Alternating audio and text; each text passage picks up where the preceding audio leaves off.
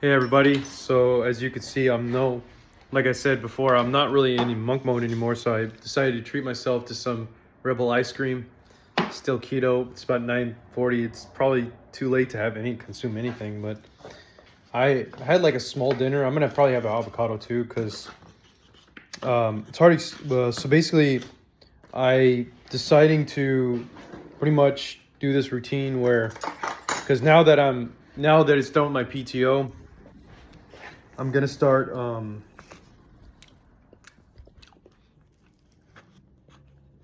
doing this, and the flavor is called coffee chip.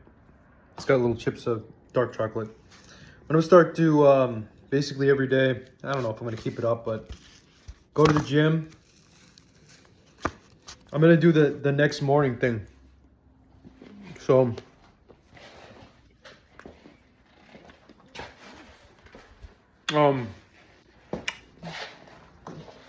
it's funny because I'm actually gonna sleep soon, as soon as I can. I have to go to a laundromat to do my laundry, even though it's 9:30. But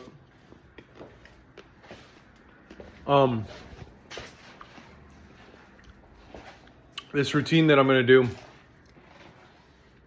So I'm gonna every day after work around 5 to 5:30. I'm gonna go straight to the gym. Whether I work out or not, I'm not sure. But at minimum, I'm gonna go to the sauna, and then afterwards, I'm gonna take a shower, and then at the gym, come home around 7 p.m. and then start doing work until 9.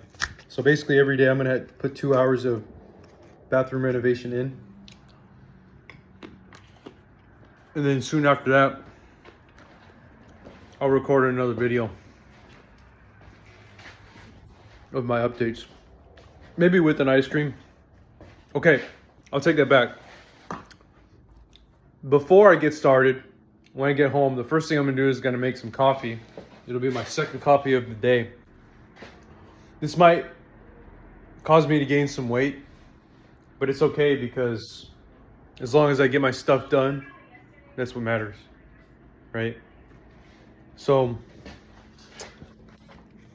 basically I'm gonna do all that, and then by the time 9 comes around, 9:30, I might have a dessert. And I got some dark chocolate, 85% cacao.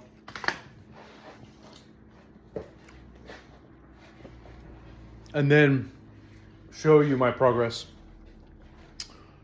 So, well, this is just too good. So, today on my way home, I got the handle drill mixer so that I can specially mix the thin set instead of the first time around 5 years ago. I had this weird story where when I was installing the floor tiles, I got the bucket between my legs, right? And I would use the hammer drill and start drilling between my legs, and my legs would bruise up. Not only would my legs bruise up, the bucket itself would start to break. So it was just the worst thing in the world. So, and on top of that, it may not have mixed well. So I think that was kind of a bad approach, because I never really looked into what you really needed, and I didn't want to spend extra money. I tried to spin it as low as I could, but it was just too hard. So I got another spinner here. I might have one in the garage. This was $17 by Marshalltown. So I always want to say marshmallow when I see that. But that's gonna fit on here, and just mix the thin set once I'm ready to do that, to put on the Schluter membrane. And I'll show you the Schluter membrane. I think I already showed you in another video, but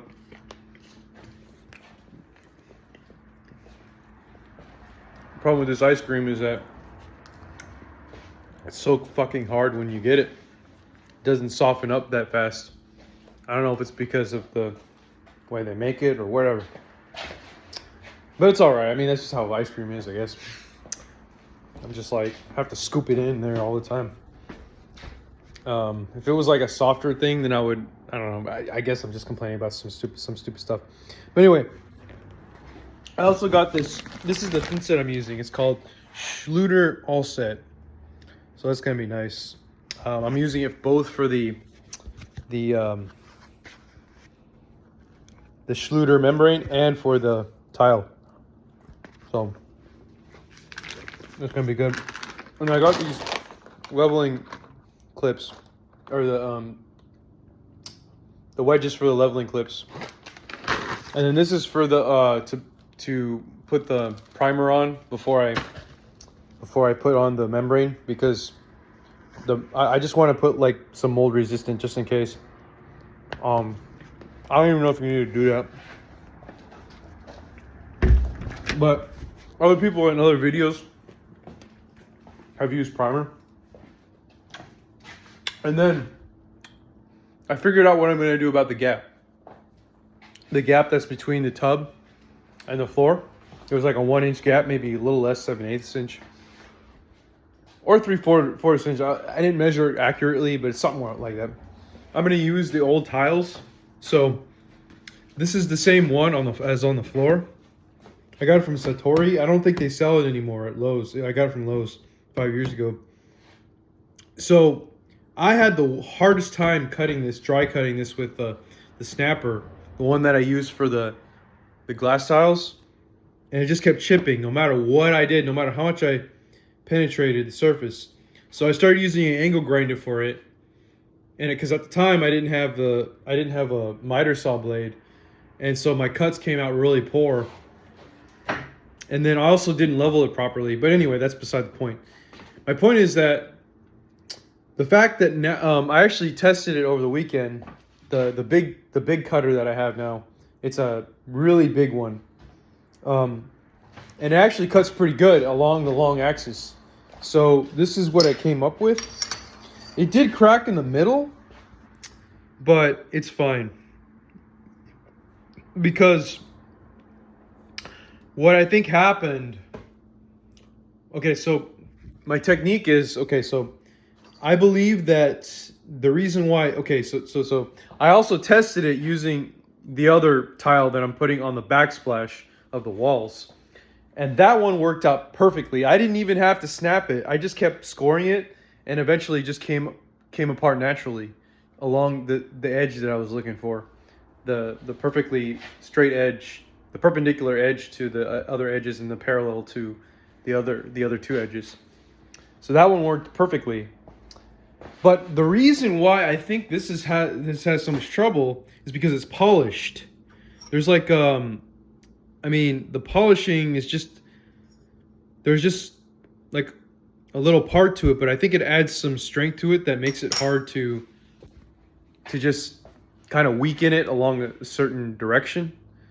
So I think what happens is it tries to snap in a random orientation. Now I have to admit though, I don't, that may not be true, but I know that the what did influence it was the fact that maybe I didn't score it enough. That's one possibility.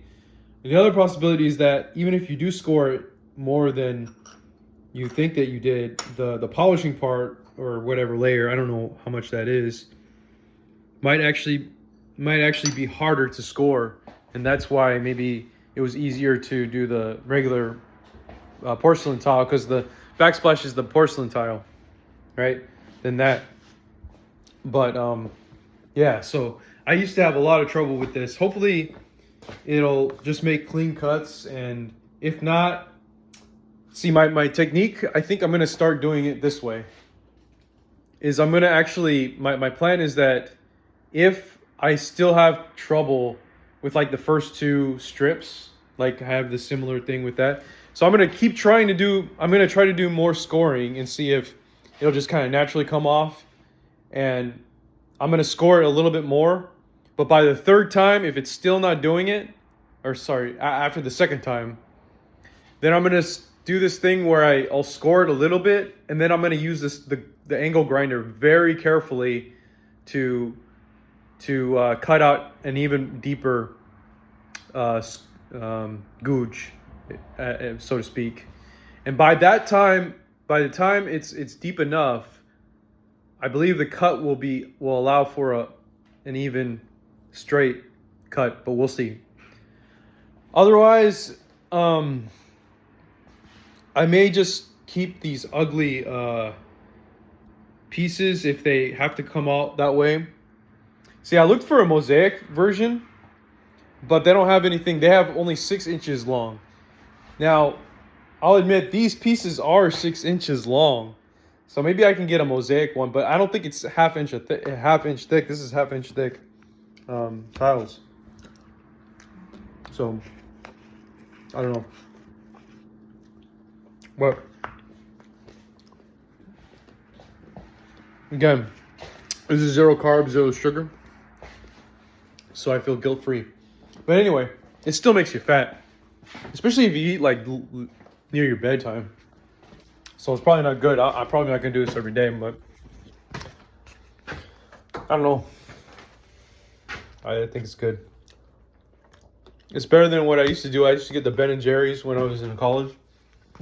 You can see me eating that in college in one of my videos from 10 or 11 years ago. So here's some updates. Let me show you the bathroom.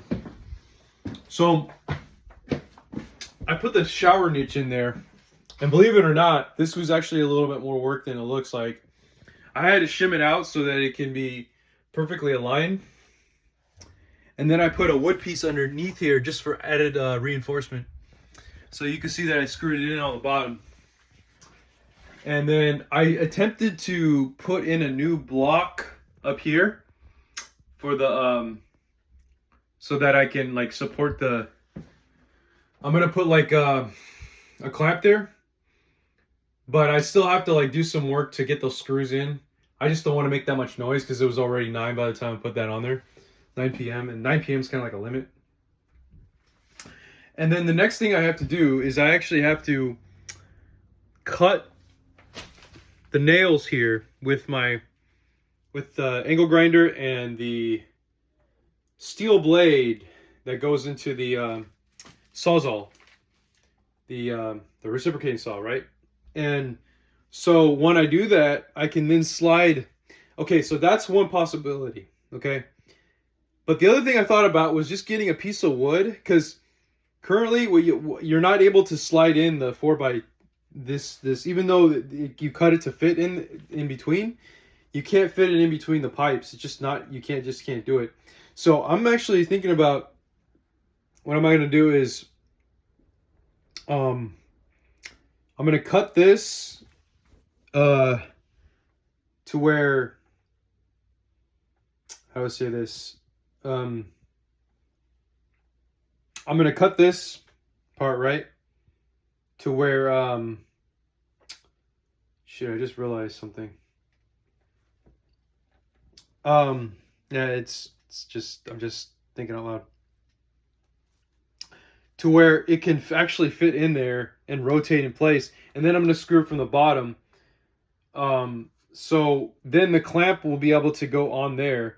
But I'm going to have 2 clamps. So I'm going to have one there and up a little bit, so there's some moment arm action going on. Because the main issue is that this thing is just like sticking out, and then it can flex a little bit. So you need some kind of support, something that will take a little bit of moment.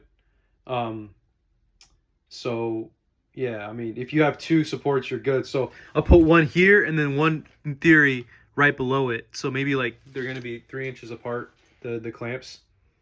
And obviously I'm going to have one up there. So that's the only way you can really install something. Or else I would put it like down here so that the moment arm is like 6 inches.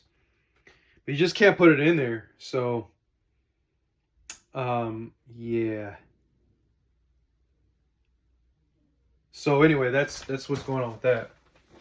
And then I started to put new screws along some of the edges, because now that they're exposed,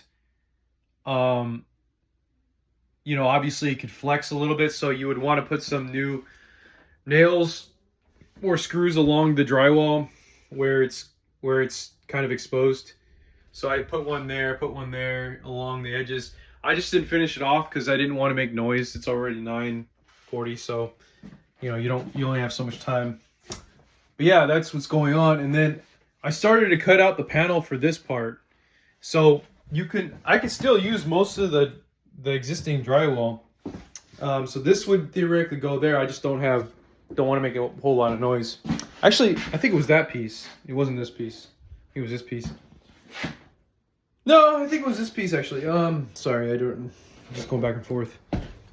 But yeah, so this is the piece I actually cut. See how smooth that is? I used a big cutter, see? So then we have these Schluter membranes, and then obviously I had to buy a third one of these strips because just 2 strips was just going to cover like the vertical part. It wasn't going to cover the part in the, because you actually, those steel Schluter strips have to also go into the shower niche. So that actually requires like 6 feet of, it doesn't look like it, but I think it requires about 6 feet of the strips. So that's what's up. Anyways, yeah, oh yeah, and then the other thing I did is I put this 2x4 because if you notice, now I took it out. Remember when I had to take out the tub, the existing tub, the previous one. But the reason why I put it back is because there's a part there where if you put the drywall, it would basically cantilever over to this. I mean, I could try to rely on caulking or sealant so that it wouldn't flex, but you don't want to rely on that. So now that you have this wood, it's going to be completely fastened there, and it's going to create a good support for the by the time it gets down there, like waterfalls, because the tile is actually going to come out about 2 inches from the tub this way, horizontally. Same thing over here too, but the wood stud's already there, so we don't have anything to worry about. So yeah, thanks for watching. That's what's up. And then I think I told you I shimmed this out, so this was a lot more complicated than it looks. But yeah, 2 hours of work. Still not done with a lot of stuff for the tile prep. So we're getting there though. Thanks for watching.